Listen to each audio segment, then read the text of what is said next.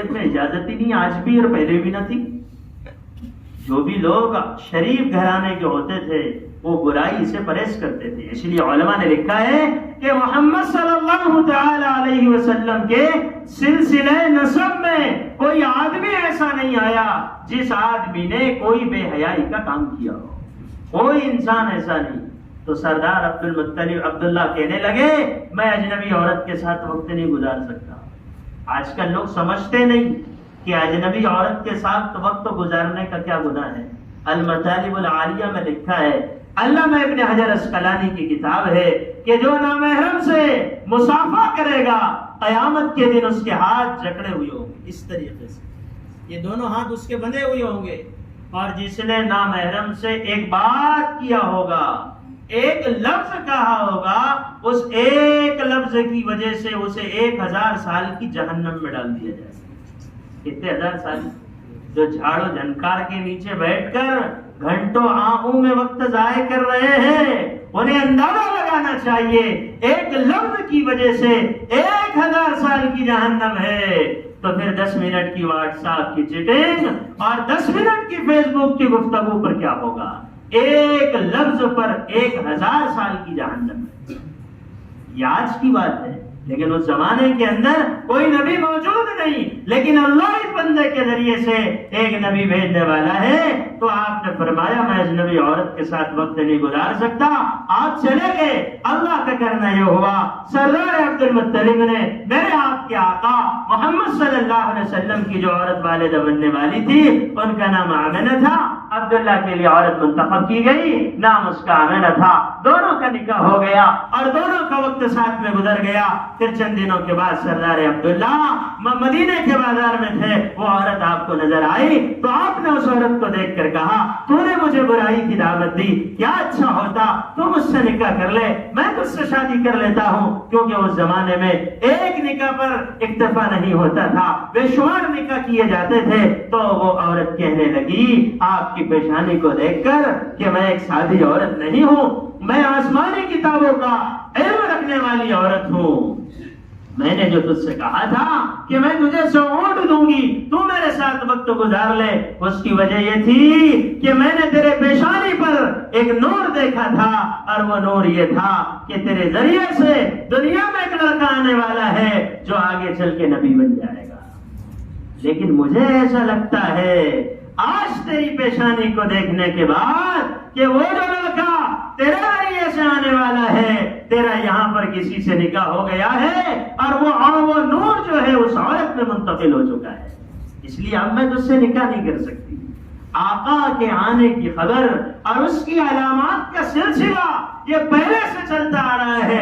بہرحال قصہ مختصر، اللہ رب العزت والجلال نے اس عورت کا انتخاب کر لیا جس عورت کا نام آمنہ تھا، اور وہ مرد کا انتخاب کر دیا جس مرد کا نام سردار عبداللہ رضی اللہ تعالی عنہ تھا۔ اللہ نے ان کو رضی اللہ عنہ بنایا ہے، آپ کی والدہ کو بھی رضی اللہ عنہ بنایا ہے۔ یہی تحقیقی قول اور یہی راجح قول ہے۔ تو کیا ہوا؟ آمنہ فرماتی کہ جب امید کی کیفیت مجھ میں طاری ہو گئی ہے تو میں نے عجیب و غریب منظر دیکھا، مجھے اکثر خواب میں نور دکھائی دیتا۔ بھائی مفتی جنید صاحب بولے ذرا آگے آگے بڑھ جاؤ، آ جاؤ بھائی قریب آ جاؤ، آگے آ جاؤ۔ ارے تم آگے آئیں گے تو ہمارا دل موکلا ہو جائے گا، آپ کے پیر موکلے ہو جائیں گے، آ جاؤ قریب آ جاؤ۔ جب اتنے دور سے آ گئے تو اتنے قریب بھی آئے۔ کیا بات چل رہی تھی اپنی؟ خواب میں مجھے اکثر نور دکھائی دیتا، بہت چوکنا ہے ماشاءاللہ، اکثر مجھے خواب میں نور دکھائی دیتا اور میرے بدن سے خوشبو آیا کرتی تھی۔ تو عورتوں میں یہ چرچا ہونے لگا کہ سردار عبد المطلب کی بہو امید کی حالت میں ہے اور بیوہ ہو گئی ہے، شوہر اس کا دنیا سے چلا گیا ہے، لیکن اس کے باوجود بھی یہ خوشبوؤں کو استعمال کرتی ہے، اور خوشبوئیں ایسی استعمال کرتی ہے کہ وہ خوشبوئیں مکے میں نظر ہی نہیں آتی۔ چند عورتوں نے مشورہ کیا کہ یہ آمنہ اتنی مسحور کن خوشبو کہاں سے لاتی ہے، لہذا ہم سردار عبد المطلب سے ملیں گے۔ چند عورتوں کا ایک چھوٹی سی جماعت سردار عبد المطلب کے پاس پہنچی اور کہنے لگی تم مکے کے سردار ہو، آمنہ تمہاری بہو ہے، تم آمنہ کو سمجھاتے نہیں کہ آمنہ جو ہے ایسی خوشبوئیں استعمال کر رہی ہے جو خوشبوئیں ہمیں مکے میں نظر بھی نہیں آتی، آپ اپنی بہو کو سمجھاتے نہیں۔ تو سردار عبد المطلب نے اپنی بیگم حضرت صلی اللہ علیہ وسلم کی دادی حضرت فاطمہ کو بلایا، آپ کے دادی کا نام فاطمہ تھا، بلایا اور بلا کر کہا دیکھ یہ عورتیں کیا شکایت کر رہی ہے کہ آمنہ کے بدن سے خوشبو آتی ہے، عجیب عجیب طریقے کی خوشبوئیں استعمال کرتی ہے، کون اسے خوشبو لا کر دیتا ہے، تو اسے سمجھاتی کیوں نہیں؟ حضرت فاطمہ کہنے لگی میں نے بہت کوشش کی اسے سمجھانے کی، لیکن آج کل اس کی شخصیت میں ایسا رعب اور جلال ہے کہ مجھے اس سے بات کرنے کی ہمت نہیں ہوتی، اس لیے آپ بھی اس سے بات کرو۔ بلایا گیا حضرت آمنہ کو، حضرت آمنہ آئی ہے، سردار عبد المطلب نے کہا او میری بیٹی یہ تو بتا تیرے بدن سے جو خوشبو آتی ہے تجھے اتنی مسحور کن خوشبو کون لا کے دیتا ہے؟ یہ جملہ سنتے ہی آمنہ کی آنکھوں میں آنسو ڈبڈبانے لگے، مڈلانے لگے، آنسو آنکھوں میں آ گئے۔ فرمایا او ابا جان جس کا شوہر دنیا سے چلا گیا ہو، 2 مہینے جس کے نکاح کو ہوئے ہو اور شوہر دنیا سے چلا گیا ہو، وہ امید کی حالت میں ہو اور بیوہ ہو اور شوہر کی جدائی کا غم جسے لاحق رہتا ہو، بتاؤ وہ عورت بھی کہیں بھلا خوشبوئیں استعمال کر سکتی ہے؟ عورتیں کہنے لگی کہ تیرے بدن سے خوشبو آ رہی ہے۔ سردار عبد المطلب کہنے لگے میں تیرے بدن سے نکلنے والی خوشبو کو محسوس کر رہا ہوں اور ایسے خوشبو محسوس کر رہا ہوں جو خوشبو ہم نے آج تک کہیں دیکھی ہی نہیں ہے۔ حضرت آمنہ کہنے لگی آپ خوشبو کی بات کرتے ہیں، میں وہ چیزیں دیکھتی ہوں اگر آپ کو بتاؤں گی تو تم مجھے پاگل اور دیوانی کراتے۔ جب سے یہ بچہ میرے پیٹ میں آیا ہے مجھے معلوم نہیں یہ آگے کون بننے والا ہے، لیکن میں تمہیں کیا بتاؤں یہ بچے کا جب سے استقرار ہوا ہے میری کیفیت یہ ہے میں دھوپ میں چلتی ہوں تو بادل مجھ پہ سایہ کرتے ہیں، میں درختوں کے پاس سے گزرتی ہوں تو درختوں کی ٹہنیاں جھک کر میری تعظیم کرتی ہے، میں جہاں تھوکتی ہوں وہاں سے خوشبو نکلتی ہے۔ انتہا یہ ہے کہ اگر میرے پیر کے نیچے کوئی پتھر یا روڑا آ جاتا ہے تو وہ پتھر نہیں ہوتا، وہ روڑا نہیں ہوتا، وہ چیز سخت نہیں ہوتی بلکہ وہ روئی کی طرح نرم ہو جاتی ہے۔ کمال میرا نہیں ہے، کمال اس شخصیت کا ہے جس کا استقرار میرے بدن میں ہوا ہے۔ میں تو اکثر خواب میں نور دیکھتی ہوں اور تمہیں کیا بتاؤں میں جب اپنے ڈول کو لے کر کنویں کے قریب پہنچتی ہوں تو کنویں کا وہ پانی جو نیچے ہوتا ہے میں جب اس ڈول کو قریب کرتی ہوں کنویں کے تو کنویں کا پانی مڈیر تک آ جاتا ہے۔ عورتیں مجھ سے کہتی ہے بہن آمنہ تو یہاں پر ٹھہری رہے، تیرے ٹھہرے رہنے کی وجہ سے ہمیں پانی نکالنے میں دقت نہیں ہوتی، یہ کمال میرا نہیں ہے، یہ کمال اس ذات غرامی کا ہے جس کو مالک نے میرے پیٹ میں ودیعت کر رکھا ہے۔ یہ تو آپ کے دنیا میں آنے سے پہلے کے برکات و ثمرات تھے، ابھی آپ دنیا میں نہیں آئے تشریف تو یہ حالت ہے اس دنیا کی کہ لوگ ستاروں کو دیکھ کر اور لوگ سرخ ستارے کو دیکھ کر یہ محسوس کرتے ہیں کہ ایسا لگ رہا ہے کہ کوئی وہ نبی آخر دنیا میں تو نہیں آ گیا جس کی یہ جو علامات ہم نے تورات میں پڑھی تھی کہ وہ نبی کی آمد سے پہلے ایک سرخ یا سبز ستارہ آسمان میں رونما ہوگا، وہ ستارہ نظر آ رہا ہے، کہیں ایسا تو نہیں ہو گیا کہ محمد بن عبداللہ دنیا میں آ گیا ہو۔ بہرحال قصہ مختصر، وہ دن آ گیا، ربیع الاول کا مہینہ آ گیا، پیر کا دن آ گیا، میرے آپ کے آقا کے دنیا میں تشریف آنے کا وقت آ گیا۔ جب آپ کے دنیا میں تشریف آنے کا وقت آیا ہے، آمنہ کا کہنا یہ ہے کہ میرے گھر میں اندھیرا تھا، چراغ جلانے کے لیے میرے گھر میں تیل بھی نہ تھا، لیکن یہ کائنات کا دلہا آ رہا ہے، یہ کائنات کا سردار آ رہا ہے، یہ صرف نبی نہیں نبیوں کا امام آ رہا ہے، یہ صرف رسول نہیں سید الرسول آ رہا ہے، آقا دنیا میں تشریف لائے ہیں۔ آمنہ کا رضی اللہ عنہ کا کہنا یہ ہے کہ آپ کی آمد کی وجہ سے میرے گھر میں اجالا ہی اجالا ہو گیا، نور ہی نور پھیل گیا۔ ایک روایت ہے اگرچہ علماء نے اس روایت پر نقل کی ہے، لیکن ایک اہل علم جو میری نگاہوں میں معتبر میں جنہیں سمجھتا ہوں، انہوں نے اس کو اپنی کتاب میں نقل کیا ہے کہ گھر کا چھت پھٹا اور بادل گھر کے اندر آ گیا، ابر جیسا گھر کے اندر آیا، اور اس ابر میں میرے آپ کے آقا چھپ گئے اور اس میں سے آواز آنے لگی تو وہ بھی مشارق الارض و مغاربہا، اس بچے کو مشرق اور مغرب کا چکر لگاؤ، لیعرف باسمہ و نعتہ و صورتہ، تاکہ ساری دنیا جان لے کیا صورت ہے، کیا نام ہے، کیا سیرت ہے۔ وآتوہ خلق آدم، جسے آدم علیہ السلام کی اخلاق دو، ومعرفت شیش علیہ السلام کی معرفت دو، وشجاعت نوح علیہ السلام کی شجاعت دو، وخلت ابراہیم علیہ السلام کی دوستی دو، واستسلم اسماعیل علیہ السلام کی قربانی دو، وفصاحت صالح علیہ السلام کی فصاحت دو، وحکمت لوط علیہ السلام کی حکمت دو، وبشرى یعقوب علیہ السلام کی بشارت دو، وقلب ایوب علیہ السلام کا دل دو، ولحن داؤد علیہ السلام کی شیریں زبان دو، وطاعت یونس علیہ السلام کی اطاعت دو، وشدت موسیٰ علیہ السلام کی شدت دو، وجہاد یوشع علیہ السلام کا جہاد دو، وطاعت یونس علیہ السلام کی اطاعت دو، وعصمت یحییٰ علیہ السلام کی پاک دامنی دو، وَأَغْمِسُوا فِي أَخْلَاقِ النَّبِيِّينَ، اور اس بچے میں تمام نبیوں کے اخلاق ڈال دو۔ یہ وہ محمد رسول اللہ صلی اللہ تعالی علیہ وسلم ہے کہ جب دنیا میں تشریف لائے ہیں، اللہ نے پہلے ہی دن تمام نبیوں کے اخلاق جن میں ڈال دیے، وہ آ گئے تو آ گیا دنیا میں انقلاب، اور جڑا ہوا چمن تھا گلستان کر گئے۔ جب بادل ابر چھٹا ہے، ماں نے دیکھا بیٹا کدھر ہے، محبت میں جب دیکھتی ہے تو کیا منظر دیکھتی ہے، میرے آپ کے آقا سجدے کی حالت میں ہے کی حالت میں۔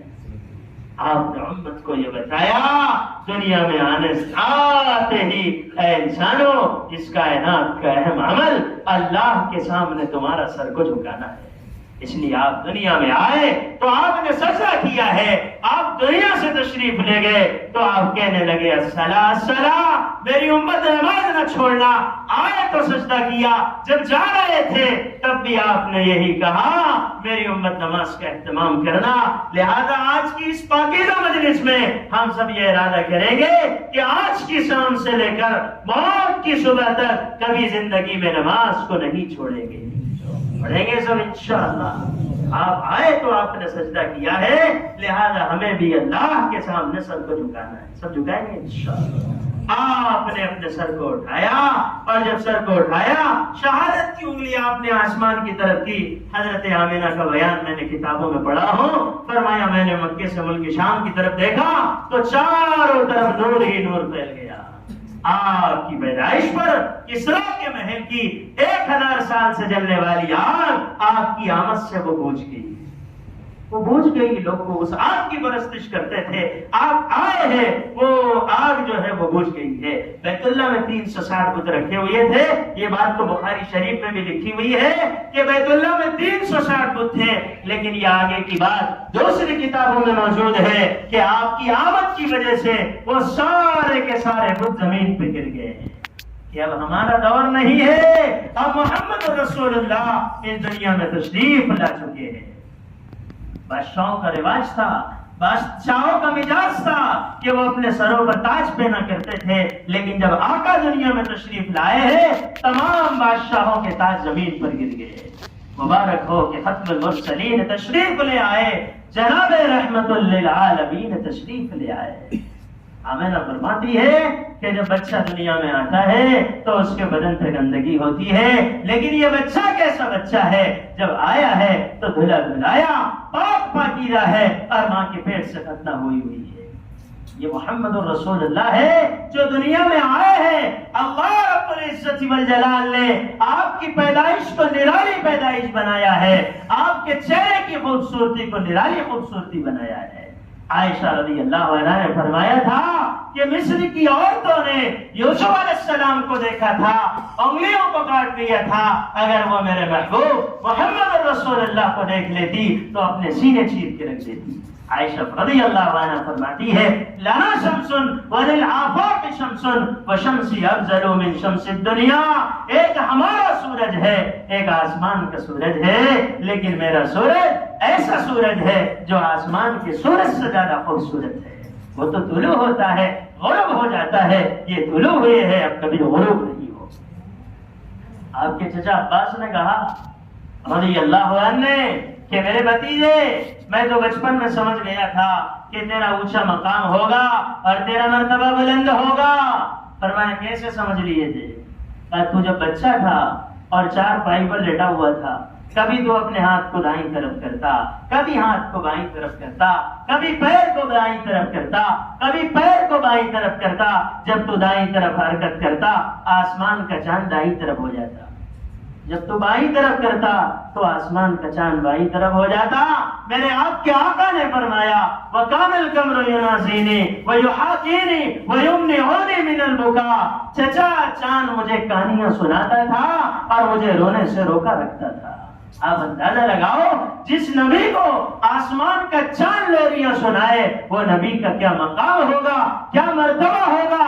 ایسے مقام والے نبی ہے، ایسے مقام والے نبی ہے۔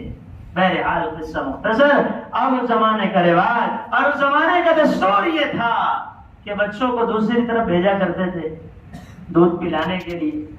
طائف کے قریب بنو سعد کا قبیلہ تھا، وہاں سے عورتیں آتی تھی، عورتیں آئی، ان عورتوں کی سواریاں مضبوط تھی، وہ آئی اور انہوں نے مالدار گھروں کے بچے لے لیے۔ ابھی چونکہ آپ یتیم تھے وہ یہ سمجھ رہی تھی یتیم بچہ ہے، اس کی پرورش سے ہمیں کیا ملے گا۔ ایک خاتون جس کی قسمت میں اللہ نے یہ سعادت لکھی تھی، وہ دائی حلیمہ کی سواری کمزور تھی، اور وہ کمزور سواری کو لے کر جب مکہ المکرمہ میں پہنچتی ہے اور لیٹ ہو جاتی ہے، دوسرے بچے دوسری عورتوں نے منتخب کر لیے، وہ میرے آقا کے لیے گھر میں پہنچتی ہے۔ آقا کی والدہ آمنہ کہتی ہے دیکھ بہن یہ بچہ تو ہے گھر کے اندر لیکن اس کا باپ دنیا سے جا چکا ہے۔ لیکن حلیمہ نے سوچا خالی جانے سے بہتر ہے اسی بچے کو دیکھ لیتی۔ حلیمہ جب آقا کے قریب آتی ہے تو دیکھ کر حیرت میں پڑ جاتی ہے، کہا او آمنہ میں نے تو آج تک ایسا بچہ ہی نہیں دیکھا، ایسا بچہ کیسے دیکھا جا سکتا ہے؟ اللہ نے وہ سانچہ بنایا نہیں ہے، اب بنایا ہے اور وہ سانچہ توڑ دیا ہے کہ جو محمد رسول اللہ کے جس سانچے میں اللہ نے آپ کو ڈھالا ہے نہ وہ سانچہ اس سے پہلے بنا ہے نہ اس کے بعد بنے گا۔ اس لیے آپ کا جو حسن ہے وہ حسن کے مقابلے میں ہر حسن قربان ہے۔ اسی لیے کسی شاعر نے کہا ہے قربان ہوں جس پہ حسن وہ حسن رسول ہے، قربان ہوں جس پہ حسن وہ حسن رسول ہے، یہ کہکشا تو آپ کے قدموں کی دھول ہے۔ فرمایا بچہ میں لوں گی، بچے کو گود میں لیا تو کیا دیکھا کہ کمزور عورت کے بدن میں جان پڑ گئی، بڑی برکتوں والا بچہ ہے۔ اپنے شوہر سے کہا یہ بچہ لینا ہے ساتھ میں، طے ہو گیا ارادہ۔ میں مختصر بتا رہا ہوں آپ کو۔ اب بچے کو لے جانے کی بات ہو گئی، جب لے جانے کی بات ہو گئی تو سواری پر بٹھاؤ تو کون بیٹھے گا؟ آگے شوہر ہے، بیچ میں آقا ہے اور پیچھے حضرت حلیمہ ہے۔ سواری کو اٹھایا جاتا ہے لیکن سواری اٹھتی نہیں ہے۔ حارث جو ہے سواری سے اترے نیچے تو سواری کو اٹھایا تو فوراً اٹھ گئی، اس لیے کہ اللہ کے رسول سامنے ہو گئے۔ او حلیمہ کہنے لگی یہ سواری تب اٹھے گی جب محمد کو آگے کیا جائے گا۔ نام محمد کس نے رکھا تھا؟ نام محمد سردار عبد المطلب نے رکھا تھا۔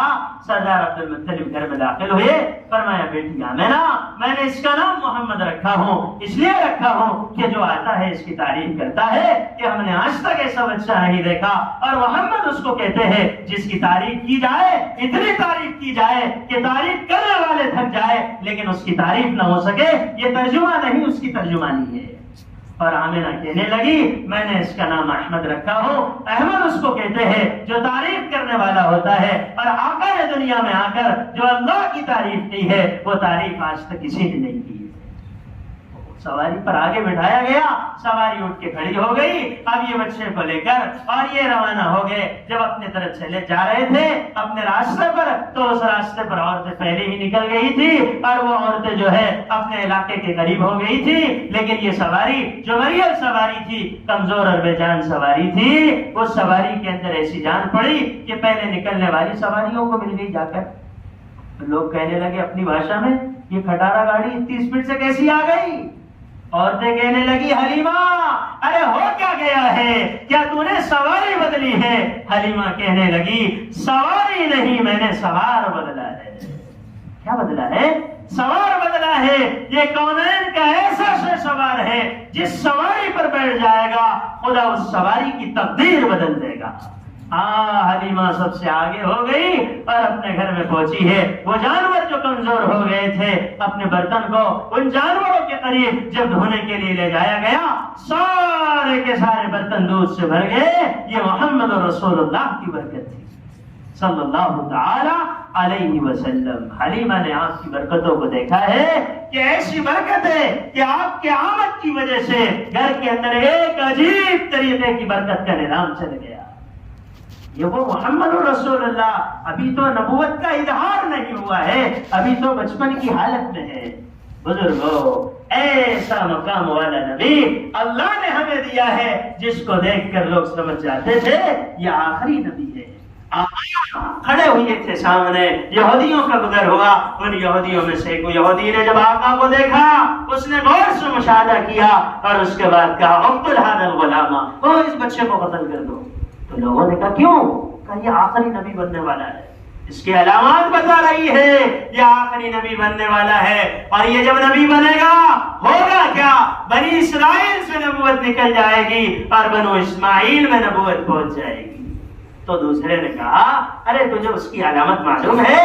اس کا باپ اس کے آنے سے پہلے دنیا سے جا چکا ہوگا، پہلے یہ تو پوچھ لے کہ اس کا باپ زندہ ہے یا نہیں۔ حلیمہ نے جب یہ سنا یہ تو میرے بچے کے دشمن ہے، تو دائی حلیمہ کہنے لگی اس کا باپ یہ تو کھڑا ہے، جو ان کے شور وہاں کھڑے ہوئے تھے وہ آقا کے رضائی باپ تھے، لہذا اس نے اشارہ کیا یہ اس کے باپ ہے۔ یہودی کہنے لگے پھر اس کو قتل کرنے سے کوئی فائدہ نہیں، اس لیے کہ یہ آخری نبی نہیں ہے، آخری نبی وہ ہوگا کہ اس کے آنے سے پہلے اس کا باپ دنیا سے جا چکا ہوگا۔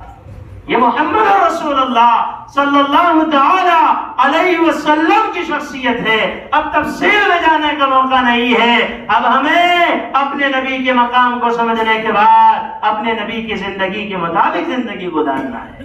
ارے گزاریں گے انشاءاللہ۔ ہمارے نبی کیسے نبی تھے؟ ہمارے نبی کا انداز کیا تھا؟ ایسے مقام والے نبی، ایسے مرتبے والے نبی، لیکن وہ نبی کا غم کیا تھا؟ وہ نبی کی فکر کیا تھی؟ وہ نبی کی سوچ کیا تھی؟ وہ نبی کس کے لیے بے چین رہتا تھا؟ کیوں نبی اشکبار ہوتے تھے؟ کیوں نبی بے قرار ہوتے تھے؟ ساری امت مزے سے سوتی تھی اور نبی زار زار روتے تھے۔ یہ رونا کس کے لیے تھا؟ یہ رونا انسانیت کے لیے تھا، یہ رونا امت کے لیے تھا جو ایسا باکمال نبی ہے، ایسا باکمال نبی کہ آپ کے ولیوں کو کتابوں میں بیان کیا گیا ہے۔ حسان بن ثابت نے کہا وَأَحْسَنَ مِنْكَ لَمْ تَرَ قَطُّ عَيْنِي، تیرے جیسا جمال والا میری آنکھ نے دیکھا نہیں ہے۔ وَأَحْسَنَ مِنْكَ لَمْ تَرَ قَطُّ عَيْنِي، کیسے حسین تھے، ظاہر الوداع، بڑے خوبصورت صاف ستھرے۔ اللہ کے رسول صلی اللہ علیہ وسلم کا مزاج یہ تھا، آپ ہمیشہ صاف ستھرے رہتے تھے۔ آپ کے کپڑے پرانے تو ہوتے تھے لیکن گندے نہیں ہوتے تھے، صاف و شفاف رہتے تھے۔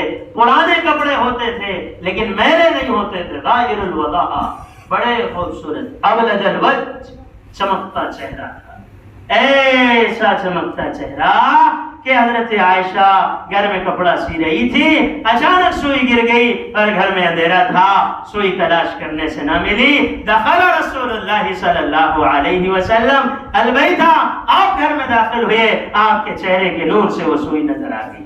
ابلج الوجه، چمکتا چہرہ۔ یہ جگہ ہے ازہر اللون، سرخ کلیوں کے جیسا آپ کا رنگ تھا۔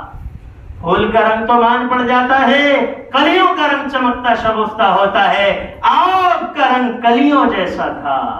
عظیم الہامہ، بڑا سر تھا۔ واسی الجبین، پیشانی کشادہ۔